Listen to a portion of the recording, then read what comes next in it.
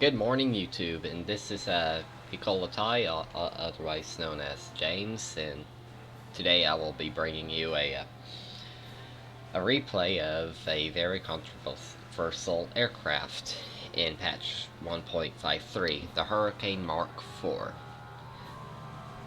Now, what makes this aircraft great is the armament of it at battle rating 1.7. This aircraft features twin 40mm Vickers cannon with 30 rounds, so about 15 rounds each. The max speed of the aircraft is 544 kilometers an hour at 4,115 meters. Max altitude 10k meters. Turn time 19.1, not bad for a British aircraft, but not great either. And the rate of climb is at about 22.3 meters a second.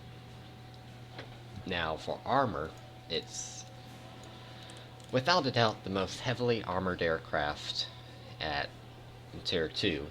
And granted, it's at a Tier 1 battle rating, so personally I view it as a Tier 1 aircraft. And as you can see, pretty much all your components are armored. The cooling system is armored, the engine itself is armored, the fuel tanks are armored, and the pilot seat and windshield is armored as well. Now for modifications, as you can see, I have my aircraft fully spaded out with air target ammunition. Granted, I've been having trouble with hit registration. Granted, I'm not sure why. I'm guessing it has something to do with the hit registration for War Thunder. But as you can see, apart from offensive ammunition, there is no other weaponry that this aircraft can take, which, in my opinion, is a mistake that Gaijin made. Personally, I think this aircraft needs both a battle rating nerf of up to 2.7 and bomb and rocket racks added to make it a ground attack aircraft. Make it more viable than it currently is, even though people are using it Silk Club. Anyways, on to the replay, just showing you how powerful this aircraft is. Welcome back. Sorry it took so long, but anyways, here we are in I guess you could say an ace in a day game, where I went like 5-0 in a Hurricane Mark IV. Now, as you can see, the aircraft itself is a beautifully rendered aircraft. I really love the camouflage patterns of it. And as you see, my first target would be this Typhoon. Just trying to figure out if I would go after the Typhoon or the F2A down there. Now, this is what I'm talking about, how the 40mm Vickers can be very overpowered, with the ability to one-shot aircraft. That is if you can get him on target.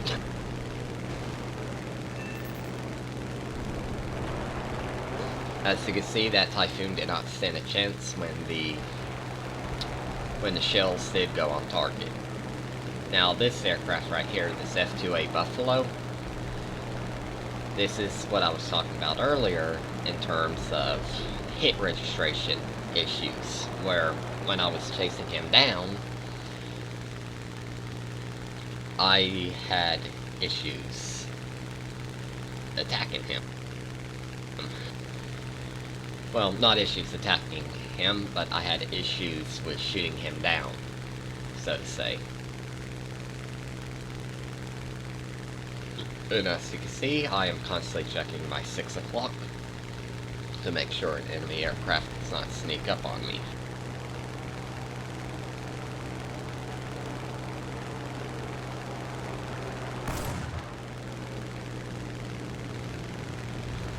Now, an interesting thing about the F2A Buffaloes is they've been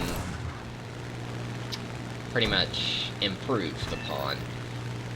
This version, the F2A3, has 450 caliber machine guns on it, and the F2A1 at 1.3 has 350s and 130. Basically what I'm doing right here is pulling away to get another attack run on him. Get him kind of, as to say, get him comfortable before I attack him again, because there's another hurricane coming in to attack him. And this is where I'm talking about where hit registration issues were coming in to play at.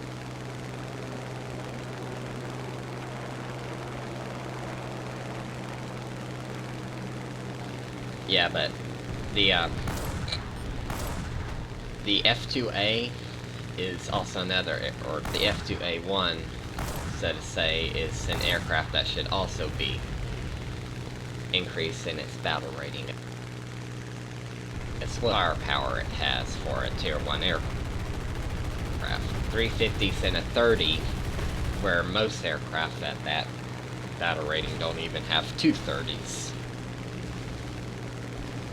And as you can see, the player, he pretty much decided to crash.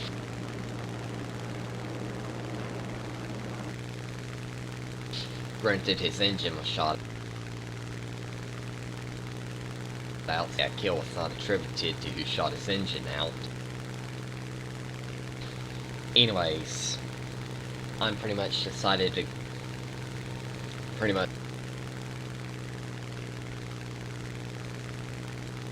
for without the hit registration issues, which personally I have a theory for that. I believe, like, in a previous patch, I can't remember which one it was, but I think it might have been either 1.49-1945 gotten implemented, like, different, I'm trying to remember,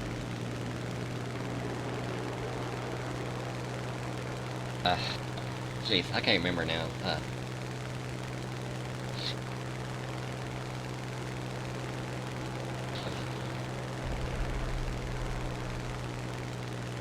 we'll go non-armor piercing rounds, well, pretty much soft through it. So, granted, which is why now you should always look for the wings. That's pretty much one of the things I'm thinking about that I've been thinking of that might be affecting this. And as you can see, there goes another aircraft. Lost kill. Even though it said he lost tail control, I think it was more along the lines of him losing wing control. And as you can see, that's one of the new Buffaloes. And by new, I mean the new and approved. So if you ever get a chance and you don't have a Buffalo spaded, I suggest you spade it now, because I guarantee you the battle rating will be getting adjusted on the Buffalo. So, probably to 2.0, I imagine.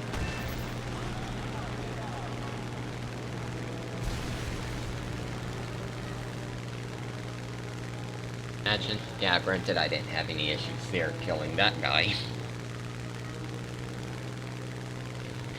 And as you can see, leading the shots on the 40mm cannons are, let's put it this way, the more you get used to it, the better you get.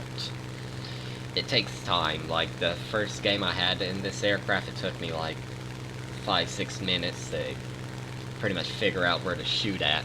And even then, it's not a guaranteed hit. It's mostly a guesstimation.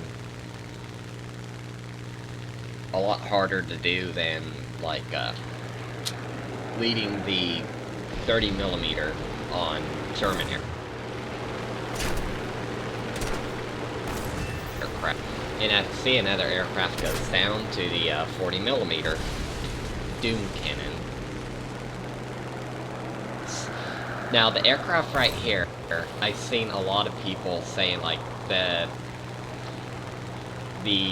Hurricane Mark IV should not be facing these type of aircraft. personally, as you can see, this aircraft has no issue facing these planes. Granted, they can get outrun, but that's not really an issue. The issue is there are certain aircraft that will outperform it, but that's with any tier. For example, the BF-109 G10, it periodically gets outperformed by its G14 counterpart for some odd reason. And as you see, that aircraft just completely blew up. And that's pretty much the end of the match right there, I believe, because